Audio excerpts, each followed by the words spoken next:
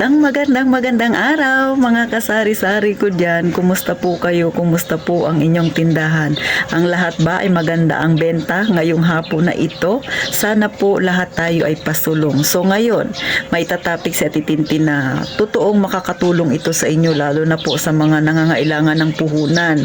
Pero ipinapauna ko lang ha, hindi ko kayo iniingganyo. Ang sa akin, isinishare ko sa inyo, ipinapaliwanag ko sa inyo kung ano ba ito na pwedeng makatulong para madagdagan ng iyong puhunan. Pero maliit lang ang interest niya. Pero depende pa rin sa inyo. Nasa sa inyo ang pagpapasya mga kasari. Ang sa akin, para lang malinawan kayo. Siguro sa iba ay talamak na ito. Pero yung iba naman ay wala pa masyadong knowledge dito sa pwedeng utangan na ito.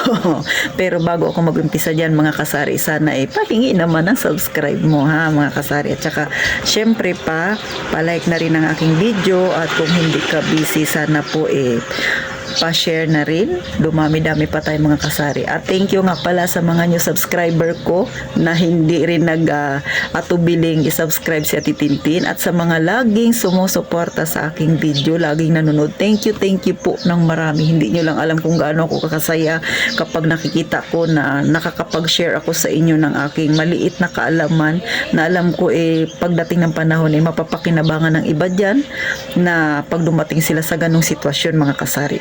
So ito na, hindi ko na patatagalin ha. Marami na masyado akong pinagsasabi ha. Ito mga kasari, Life Bank ito. Ito ay microfinance. So, syempre, yung iba dito ay alam na ito, pero yung iba naman ay hindi pa nila masyado siguro alam nito. Pero i-share ko na rin mga kasari para sa mga hindi pa nakakaalam. So, si Ate Tintin, bakit ba may ganito? Syempre, nangutang ako. Palautang talaga to si Ate Tintin. So, si Ate Tintin nangutang ng 10,000 pesos sa Life Bank. Sa 10,000 ko na yun, mga kasari, ang kanyang tubo ay 1,500. So, yung utang ko na 10,000 plus yung kanyang tubo na 1,500, ibig sabihin ang babayaran ko sa Life Bank ay 11,500. Sa 11,500 na yan, kada linggo po yan binabayaran. So, dito sa amin, sa Puerto Princesa City, Palawan, kompleto ang address. Kada Lunes po yung pagbabayad namin dito sa Life Bank. So, ang binabayaran ni Ate Tintin na aking inutang na 10,000 kasama puhunan at tubo, kada Lunes ay 500 pesos lang. So may savings din siya mga kasari. Yung savings niya ay 50 pesos yung pinaka mababa. Nasa sa inyo kung gusto ninyong taasan yung savings ninyo, pero mas mainam kung may tindahan kayo or may negosyo kayo, mas maganda kung mas malaki yung savings ninyo. Bakit ko nasabing maganda? Kasi para din siyang bangko. Tumutubo rin yung savings ninyo pag na-reach nyo na yung 2,000 pesos. Pero mga kasari, ang kagandahan lang, mas malaki ang tinutubo ng microfinance sa savings mo kaysa sa bangko. Kunwari sa bangko, ang mag-open account ka kasi doon lalo pag passbook 10,000. So sa ating mga nasa maliliit, nasa mababa, nasa masa, yung 10,000 ay medyo malaki na yun pag mag-open ka ng passbook sa bangko. So yung iba hindi afford. So kung gusto mo na nangutang ka na at the same time nagsisavings ka pa, pwede kayo dito mga kasari mag-ipon. Kasi si Life Bank naman, tinitext ka niya.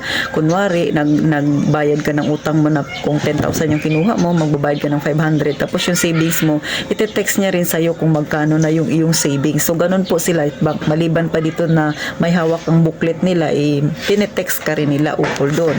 So, ano ang requirements kay Life Bank? So, si Life Bank, ang requirements niya lang ay barangay certificate na bago. Pangalawa ay ID na 2 pieces or 2 piraso, 2x2. So, saan niya ba gagamitin yun? Yung isang ID mo na picture, ilalagay niya yun sa files nila doon sa opisina. At yung isa naman, dito sa iyong passbook o sa booklet mo na nakalagay dyan kung magkano yung savings mo at kung magkano yung inutang mo. So, yan. O, dyan niya nakalagay mga kasari. sa totoo lang, hindi naman ganun kalaki yung tinutubo ng Life Bank mga kasari. Maganda siyang gawin, maganda siyang utangan kung sa business mo siya ipapasok.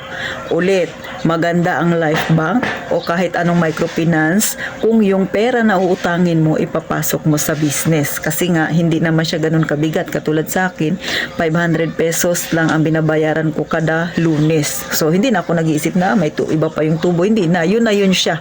Nandoon na yung tubo at saka puhunan mga kasari. So, ang pinag-iipunan ko na lang ay savings na lang. So, si Ate Tintin, hindi ako nagsisavings ng 50 pesos. Malaki yung aking sinisavings. Minsan, mas malaki pa doon sa aking utang. Katulad nung Lunes, nakaraan, ang binayaran ko kasi 10,000 yung inutang ko ay 500 plus 800 yung aking savings. So, bakit ba ako nagsisavings ng malaki? Maliban sa tubo na malaki, o di ba? May pinag-iipunan ako mga kasari, yung aking lupa kasi gusto kong tayuan ng boarding house. So, bakit ba napili ko yung Life Bank na doon na lang mag-savings kaysa sa bangko? Kasi pag sa bangko mga kasari, kailangan ko pang isara yung tindahan ko para lang maghulog sa bangko kasi nga wala akong kasama, akin lahat. Hassle sa akin kasi mamamasahe ako, magsasara ako ng tindahan ko. So, sayang naman yung benta kung isasara ko yung tindahan ko. 'Di ba? Tapos, kailangan ko ng 10,000 pesos para mag-open sa bangko. Tapos, marami pa siyang hinihingi. Ang tagal-tagal ka pa doon sa bangko kasi marami kang pipirmahan. Marami pang itatanong-tanong sa'yo. Hindi katulad sa Life Bank, napakadali lang ng interview. Pag na-interview ka na dahil mangungutang ka na CI ka, yun na yun. O, diba? Maghuhulog ka na lang kada linggo, kada Lunes, kasi Lunes yung schedule namin dito. So, hulugan mo yung utang mo, maghulog ka rin sa savings mo. So, hindi ako napapagod kasi kahit open yung tindahan ko, pwede kong pinapakisuyo na lang sa mga kakilala ko pagdadaan dito. O kaya naman, pasilip ko lang sa nanay ko saglit, wala pang 5 minuto, ihahatid ko lang ito, kasama yung bayad ko, ay okay na mga kasari. So, hindi ako ganun kapagod at hindi rin ako mamasahe. So, yan ang rason. Bakit nangutang at bakit rin nagsisavings si Ate Tintin. O, diba? Nangutang ka na, nagsavings ka pa. Maganda rin siya mga kasari. At saka yung savings mo naman, kapag kailangan mong ng pera, madali mo rin namang makukuha. Para ka rin nasa bangko, magwi-withdraw ka rin, pupunta ka rin ng opisina. Pero dahil ang Ate Tintin, hindi ko naman talaga gusto ang mag-withdraw. Gusto ko lang mag-deposit kasi nga may pinaglalaanan ako. O, next. Meron ka bang binabayaran sa Life Bank? Makukuha mo ba yung pera na buo? Aba, oo. Pag nangutang ka sa Life Bank, katulad sa akin, yung 10,000 na yun ay buo kong makukuha. Pero meron akong binayaran na una, yung insurance ng pera. So, 50 pesos yung aking binayaran. So, sa kanila kasi yung insurance ng pera, kapag may nangyari sa akin, biglaan, nawala ako. So, yung utang ko ay baliwala na yun. Wala na akong magiging utang. Yung maiiwan ko ay hindi rin sila magbabayad ng utang ko sa Life Bank. So, yun ang kagandahan ng insurance sa pera. Next, may insurance din sila sa tao na babayaran mo. So, yung insurance sa tao, kapag may nangyari sa akin, o kung may anak ka, or kung may asawa ka, is covered yun. So, nakalagay yan doon sa policy nila.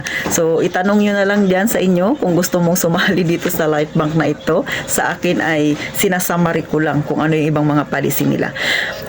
Ngayon, mga kasari, may babayaran ka, may papaluwal ka syempre, pero hindi naman sabing malaking malaki.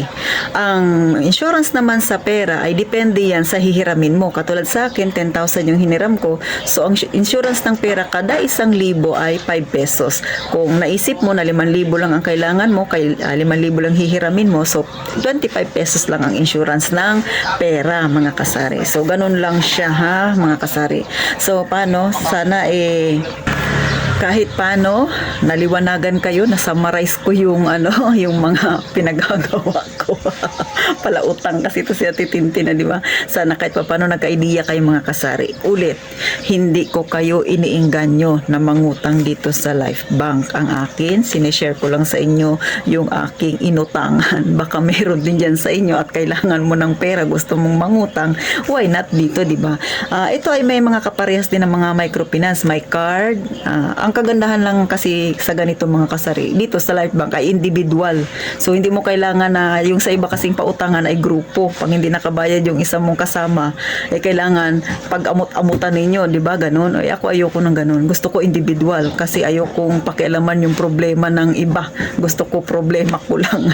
Wala akong pakialam sa ibang problema nila. So, yun, maganda siya. Gaya din ang sa card, individual din yung card mga kasari. So, ako, na-try ko rin yung card pero isang beses lang ako sumali. Medyo malayo kasi dito sa amin yung card, so umayaw ako. So, ito kasi malapit lang, dyan lang sa unahan sa amin, kaya naisipan ko dito na lang. At saka naisip ko rin kaysa mag-savings ako sa bangko, dito na lang kasi dito naman ako nangungutang para isang lakad lang mga kasari. Isa pa, mas malaki kasi yung interest ni microfinance na Life Bank kumpara ko kay bangko. Kasi napakaliit lang kay bangko tapos babawasan pa niya ng tax. Ito kasi wala. Ganon mga kasari. So, kahit paano may natutunan kayo sa mga pinagsasabi ni Ate Tintin, kung desidido kang mangutang sa Life Bank, ay ituloy mo. Pero make sure na kaya mong magbayad at responsable ka sa mga papasukin mo na problema. Problema talaga yan kasi kung mahina minsan ang benta natin. Pero sa totoo lang mga kasari, ang 500 pesos na inutang ko na 10,000 ay hindi naman mabigat kasi kada linggo lang naman siya binabayaran ba. Sa amin, schedule namin, Lunes. So, mahabang panahon. So, halos 6 days kang mag-iipon. Tapos, pagka pang 7 days, pagka Lunes na, tanghali ka pa magbabayad, mga alas 11 dito sa amin. So, may time ka pa talaga na kahit pa paano makapag-ipon-ipon. So, nasa sa inyo naman yan. Kung ano lang yung kaya ninyo, yun lang yung utangin ninyo. Huwag kayong mangungutang na lampas sa na kakayahan ninyo. Kasi nga, syempre, mahirap din yung may utang na iniisip, mga kasari. Pero para sa akin, kayang-kaya ko naman yung bayaran yung 500 pesos. At syempre, at the same time, si Ate Tintin ay nagsisavings din. So, paano mga kasari ha? Ulit, hindi ko kayo iniinganyo sa pangungutang na ito. Sa akin, ibinabahagi ko lang sa inyo yung aking karanasan para ma-share ko sa inyo. At syempre, yung iba magka-idea dyan ha, mga kasari-sari. So, paano? Mag-iingat tayo lagi, lalo na sa pera, mga kasari. Marami ng peke ngayon ha. At saka syempre, lalo na yung mga may Gcash dyan, sana huwag kayong matulad sa akin na nalimas ang Gcash. Pero syempre, pass is pass na yun mga kasari, nakamubo na si Titintin.